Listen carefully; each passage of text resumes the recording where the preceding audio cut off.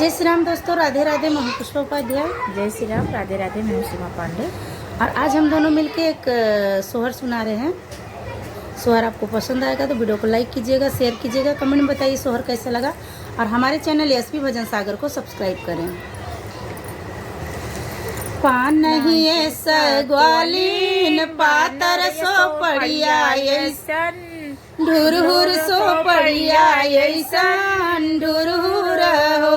ग्वालीन मुनारी बरन करी यही ददिया बेचे जाली, ददिया बेचे जालिनी हो। ग्वालीन मुनारी बरन करी यही ददिया बेचे जाली, ददिया बेचे जालिनी हो। एक बन गईली दूसर बन और तीसर बनाओ। ग्वालीन अपन अटरिया पे कान्हा ददिया देखी लियल, ददिया देखी लियल नहीं हो।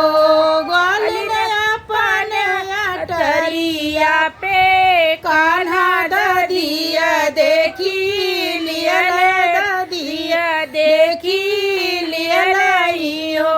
ग्वालीन हमारी नगरिया ददिया लावा ददिया हमा ले ददिया हमा ले बई।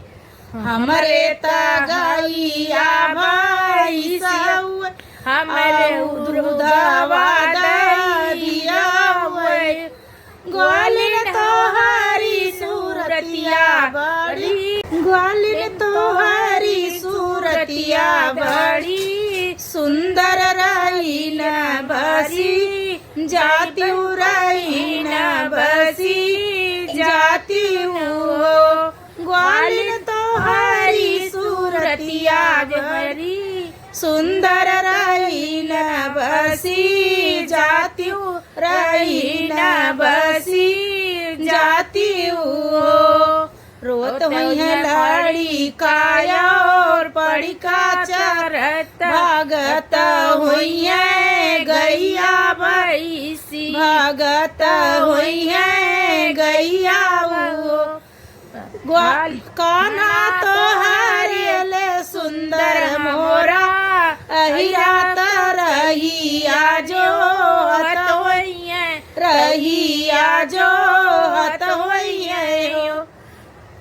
खेलत हुई है लड़ी कायो पड़ी का चरता हुई है गैया, चरता हुई है गैया।